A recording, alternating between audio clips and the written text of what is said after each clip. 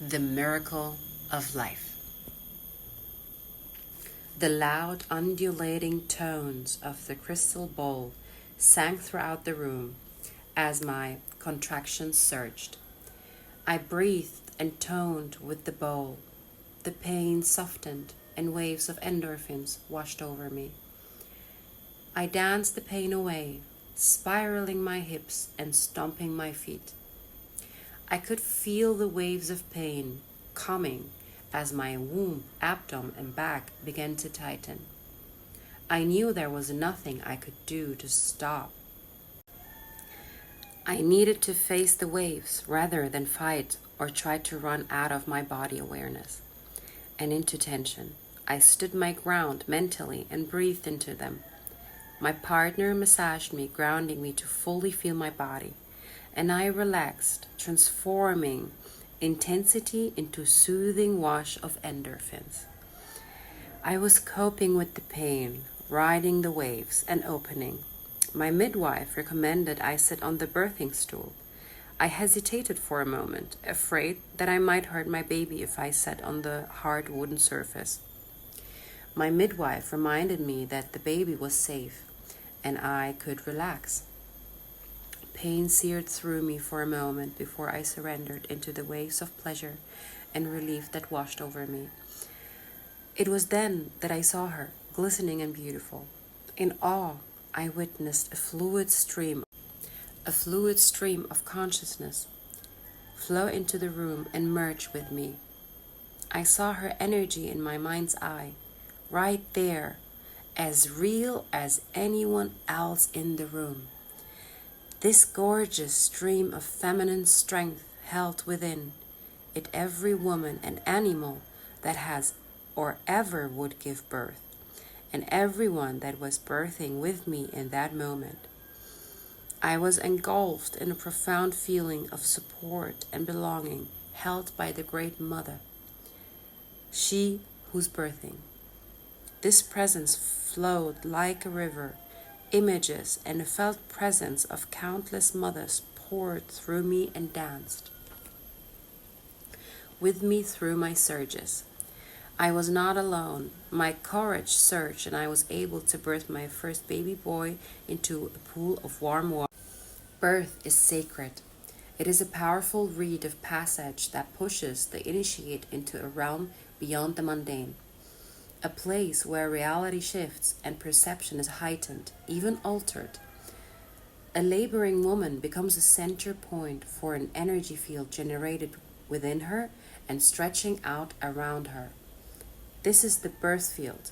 Mother, father, baby, and their birth support team are all engulfed by this powerful field.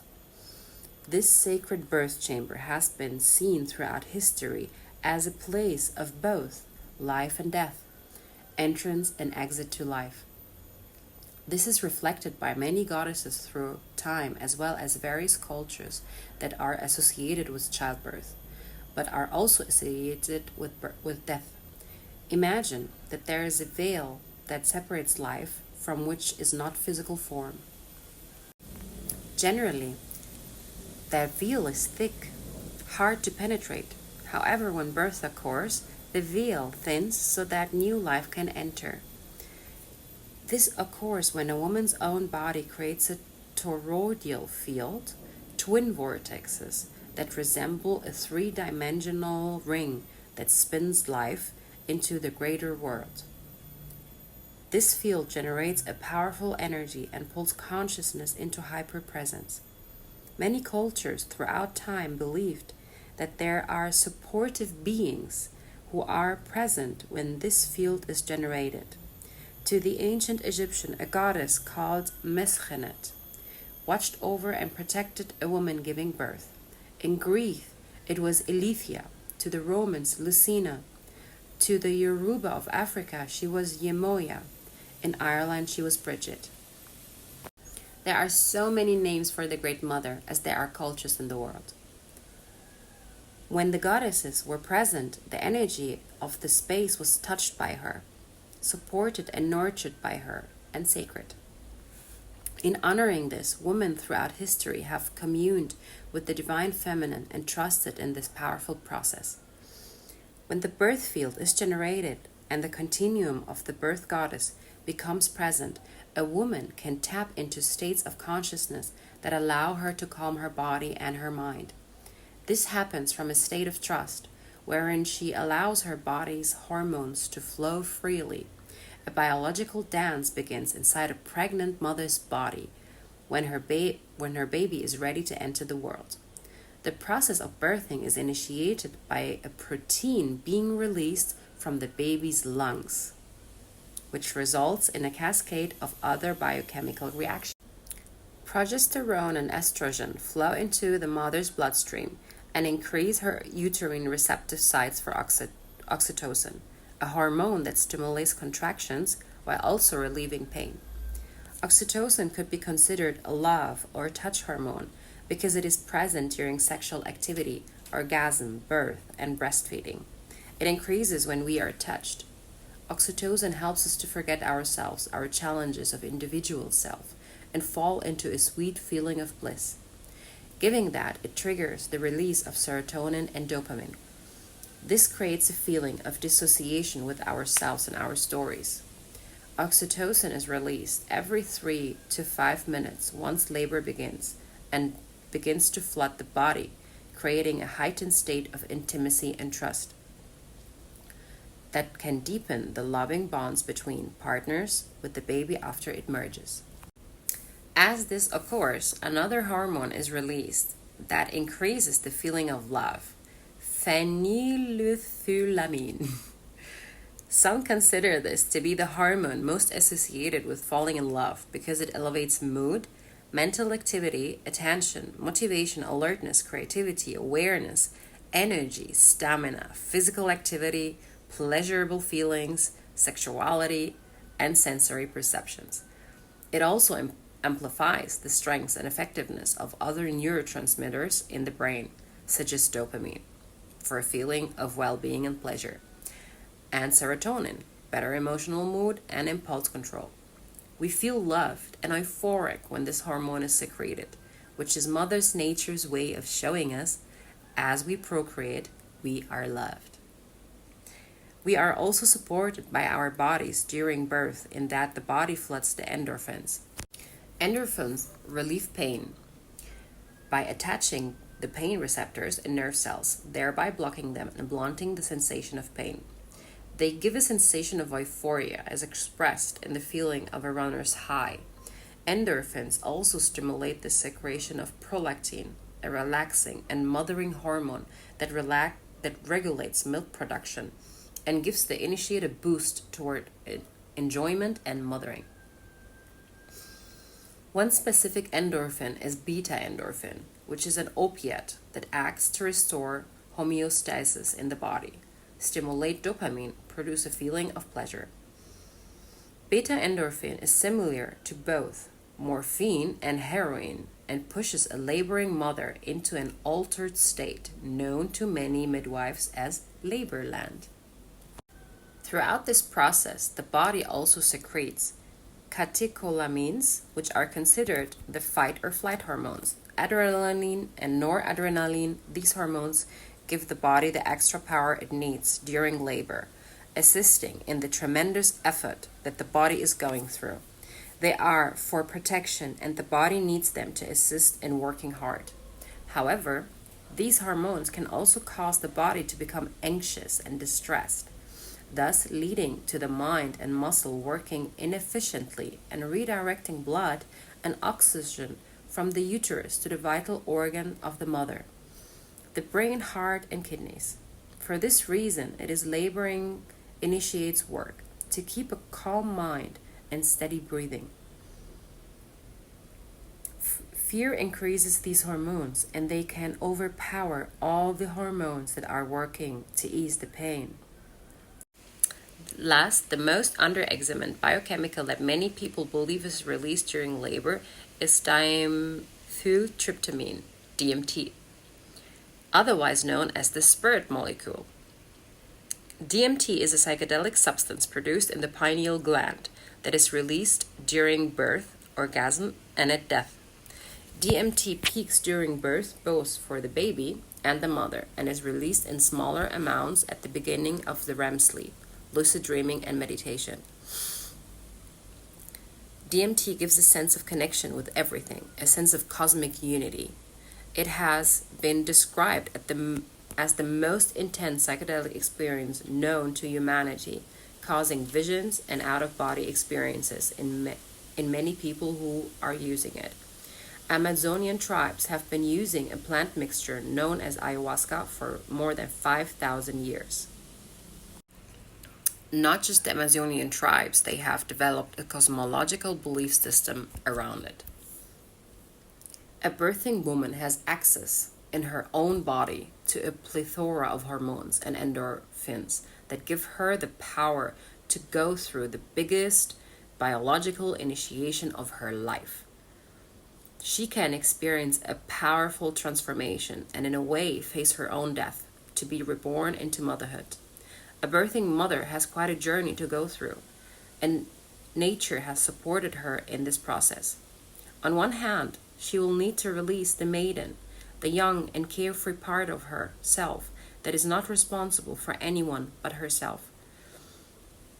The maiden is a grown child, a flower beautiful and vibrant, attractive and fleeting. This part of her will step back and in a way die forever, because she will forever be a mother after birthing a child. Even if the baby is raised by someone else, she has crossed a threshold and undergone an initiation. The mother is born of the intense and profound journey of labor, ripening into fruit phase of her life. She must learn to control her mind, relax her body, and cultivate her strength. The mother is born just as the baby is born, just as the father is born in the process of birth. The father has a subtler journey, but just as the mother, he too must transform. After he plants his seed, nurtures his partner through pregnancy, and holds loving space for her in labor, he transforms into a protector. Before, he was only responsible for himself, but once a child is born, he begins the strengthening journey from young man into father. A father who has supported the birth of his children can become a compassionate protector. Although he doesn't feel the hormonal rushes in the same way the initiate mother does, nor does he feel the pain, he's challenged to watch the mother face her pain, and at times he can feel helpless. However, he can help his beloved by massaging her, kissing her, speaking loving words, giving her nourishment, and holding strong, loving space. He can help her release her fears and guide her back to her strength. This is the role of the masculine in labor. He doesn't experience the psychedelic euphoria that she feels, but he can support her in going deeper into it. Massaging pleasure out of pain, the masculine is vital in the process, a grounded boundary to protect against danger, a cell wall holding from a birthing field. Meanwhile, the mother initiate faces her fears, diving into the hormonal flow, and moves through her pain. Her body floods her with psychedelic, euphoric hormones and endorphins for easing her pain, giving her strength and assisting her in opening. The safer she feels, the calmer she can become, the more she can handle the intensity rushes, and the more vivid her perception becomes. Time stands still, and the breath becomes the steady wave of her reality. She can dance with her body's natural grace and cast fear from her mind. She is all set up for it. Inside of her is a biological system of support. If she has worked on processing her fear prior to the labor and is able to surrender, the birth can be the greatest high and the most transformative experience of her life. Nature's wisdom is phenomenal. As humans, we are mimicking and experiencing with what is natural. Birth is a perfect example of this. Within the process of birth, a mother and baby feel oxytocin, PIA, dopamine, serotonin, and even DMT. Each of us felt these sensations as we were born, even if there was an overabundance of catecholamines or stress hormones. We all have felt the euphoria of hormonal pleasure, and in a way, we are searching to feel it again. Whether that is in the form of falling in love, eating foods that stimulate it, chasing happiness, or ingesting substances that offer an altered state. Our mother's bodies offered us these feelings both while she was pregnant with us and in our birth. Our birth have a lasting imprint on our limbic system, which controls our emotions. When there is trauma, there we seek to soothe it, even unconsciously. Also, the imprint of our birth plays a huge part in the formation of our personalities and our perceptions of the larger world around us. The manner by which we are brought into the world creates an imprint, like a first impression, which tells us whether we are safe or in danger, loved or discarded, supported or abandoned. When our mothers are afraid of feeling pain, we too are afraid of feeling it, and we resist it.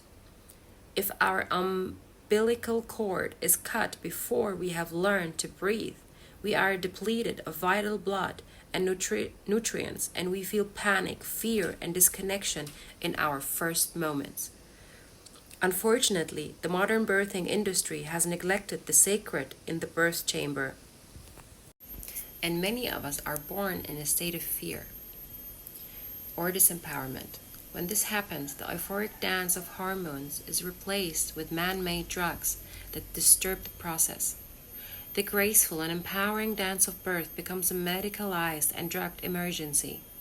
We then begin to crave the feeling of connection and love that the hormones of natural childbirth offer. We begin to long for the bond that was broken when we were born. Perhaps this is a reason so many people are dependent on substances for happiness. Even when we have been born in a supportive and nurturing environment, we may long for the feelings of our birth. Perhaps we are reminded of them when taking mind-altering substances. There is an amazing similarity between the hormonal release of birth and those of many mind-altering drugs. Being that serotonin secretion is triggered by oxytocin release and is strengthened by PIA, I would argue that the brain of a birthing woman becomes more connected the deeper into labor she goes.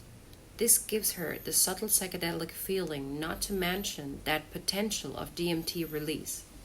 Psychedelic substances such as MDMA, LSD, marijuana, and DMT all release neurotransmitters that shift the mind, emotions, and perception and offer a feeling of connection. As these neurotransmitters are also released during labor, we could infer that giving birth naturally is a psychedelic experience. The person on the journey has two choices: to flow with what comes or to fight it. When the initiate flows with the experience, it can be empowering, insightful, fun, and pleasurable. However, if the person on the medicine journey fights the feelings or tries to hold on to the state of sobriety or normality, then the journey can become very frightening, damaging, or even traumatic. It comes down to flexibility, fluidity, and trust.